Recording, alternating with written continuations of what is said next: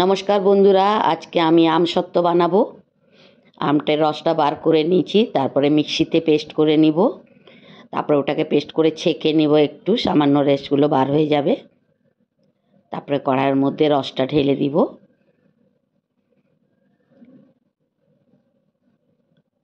রসটা ভালো করে গরম করে নিয়ে ওর মধ্যে সামান্য একটু তেল দিব, যাতে দেখতে একটু গ্লসি হয়। এই থালার মধ্যে একটু তেল দিয়ে ভালো করে ছড়িয়ে নিব। ভালো করে রসটা ফুটে গেলে সামান্য চিনি দিয়ে দিব, অল্প বিট নুন দিয়ে দিব। ভালো করে ঘন করে নিতে হবে জাল দিয়ে।